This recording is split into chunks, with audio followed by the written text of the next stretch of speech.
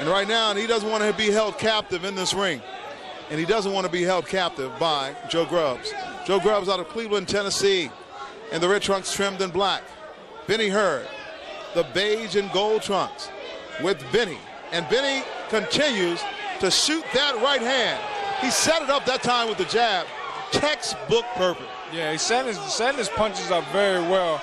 You know, the thing is, if Grubbs can survive a couple more rounds without getting hit with clean shots, it's going to be pretty difficult for Hurd.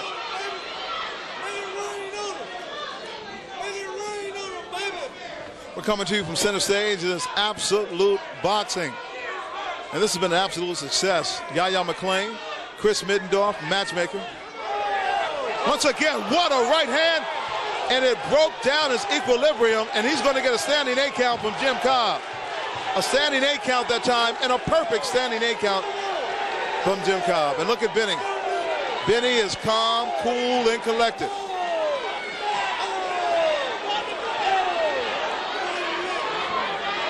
It didn't appear to be that devastating of a punch. It's where the punch landed, right there on the temple. Yeah, right on the top of the head on the temple. It shook his equilibrium up. He needs to get on his bicycle, hold on, do something to survive this round.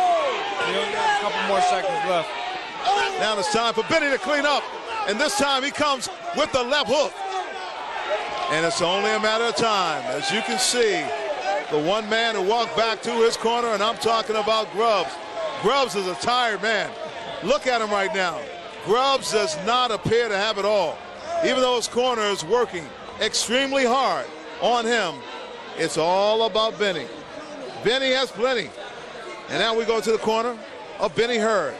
And Benny Hurd still looks like an old man, but he's fighting with young pride. Yeah, he's fighting with a lot of spunk tonight. Now, I recall, you know, you have fighters like Ricky Womack and Alvin Two-Sway Hayes as well that came home after doing stints in prison that, you know, as older fighters, they were able to give some great performances. I think with Ricky Womack in his case, that as time went on, he started to step up in class. You know, the skills just weren't there. And it looks to be the same for Benny Hurd. And it's a matter of time. When he steps up his class, it's going to be a lot more difficult. But he's putting on a great show tonight. That's a great analogy when you talk about Ricky Womack, a guy who unfortunately is no longer with us, but one of the finest amateurs here in the history of the United States amateur boxing. If it wasn't for Evander Holyfield, Ricky Womack would have been a world champion. Oh, most definitely. And that was the statement back in the day. That Ricky Womack gave Evander fits, and it's the same as this year. A lot of people say that if Hurd would have been on top of his game early in his amateur career, Evander would have never made that Olympic team in '84. I tell you what, this fight is really heated up here in the third round, as Hurd has hit Grubbs with all kinds of big shots, and yet Grubbs continues to fight back. And Benny Hurd is now starting to really show every part of his arsenal, and the repertoire on his resume is starting to be displayed here in the ring. Very crafty fighter. He reminds me, he reminds me of the old mongoose Archie Moore. As an older man, Archie was very slick and crafty as well, and you can see all the technical abilities right here with Benny Hurd. He's getting out of the way of shots. He's putting his punches together well. I mean, he's giving a great performance tonight, and the fans are definitely getting their money's worth.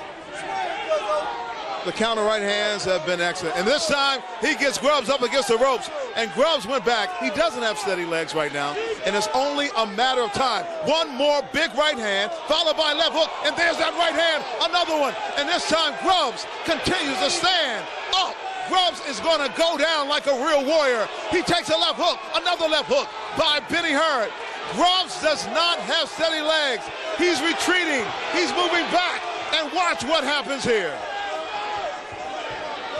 Benny Hurd looking for that opening, and I see that right hand, and there it is, another one.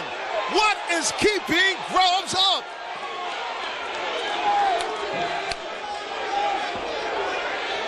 A right hand, he just missed.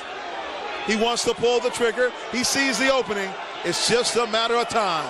A big right hand, left hook, another right, another left. Grubbs is still fighting back. One thing, this guy is not short on heart. He is definitely giving his all. That was a slip right there. The referee called that correct.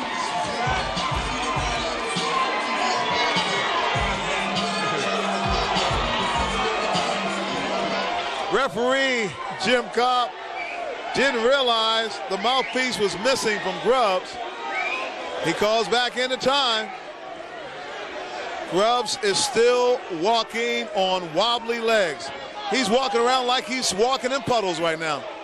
Yeah, Grubbs is out of it. He's out on his feet. He probably doesn't even know what's going on right now. He's in survival mode, definitely, which is a good thing. Survival mode, but he still has enough consciousness to throw a left and a right-hand counter.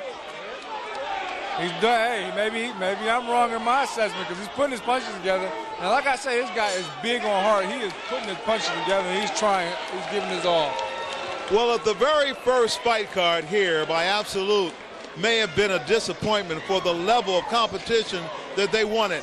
Yahya McClain and Chris Middendorf need to applaud themselves because this is the type of fight card that folks will leave this fight and say, hey, I went down to center stage last week and I saw a great fight. Oh man, it was awesome. It was a great atmosphere, great crowd, and I had a good time. That's what they're saying. And I tell you what, they'll also tell you that they have some impressive ring card girls too. That they do have. Magic City, oh boy. All right, we're looking in the corner of Grubbs right now. Going there? You know, we're right there. Listen. Come on, baby, let him go. Move your right, Joey, let him go. All right, ladies and gentlemen, it is the fourth and final round of the scheduled four-round contest between two light heavyweights, Benny Hurd and Joe Grubbs. Benny Hurd's story is interesting. You've heard it throughout the night, 21 years in prison for murder, and yet he is still fighting. Well, someone who looked exhausted in round number 3, beaten from pillar to post, Joe Grubbs is the aggressor here in round number 4. Grubbs is doing what he's supposed to do. He's letting it all hang out the final round. He has nothing to lose. He's lost all 3 rounds so far, and he's just giving everything right here. He knows it's a do-or-die situation for him. Knock me out or I'm going to knock you out, which shows, like I say, it shows his great heart as a fighter. Tells me not only does he have a great heart, but he's a tough character. Nothing comes easy in the sport of boxing. Wow, that time Grubbs with 2 body shots on Benny Hurd. Benny Hurd. He comes right back with that right hand. He's trying to dance around. See, Rico, I can tell you right now, his legs really are not there, and that is going to be the biggest stumbling block for Benny Hurd. Despite the fact he's crafty and able to come back with the right hand, he's going to need even more because pretty soon he's going to deal with a boxer who can move, and he is going to have to find balance as well. You would not know it that he has dominated 3 rounds of this fight the way that Joe Grubbs is fighting here in round number 4. Yeah, the way it looks right now, it looks like Joe Grubbs is the one that was winning these last 3 rounds. But I agree with you. When Benny Hurd steps up the competition, when he fights a younger fighter, he's ready to go. Another right hand, and he's ready to go. And look at him. He's still looking for somebody to go.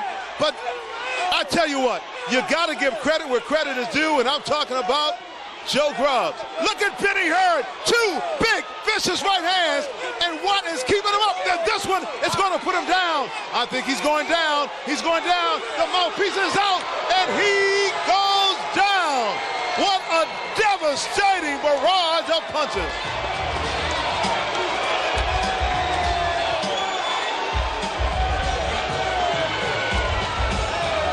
It's all over.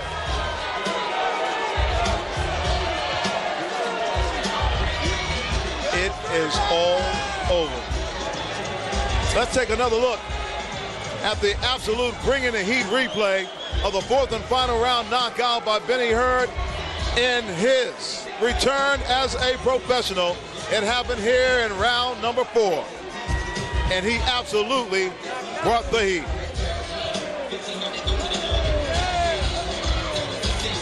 Those punches were put together so well by Benny Hurd. And there we have the doctors and attendants who are looking over Joe.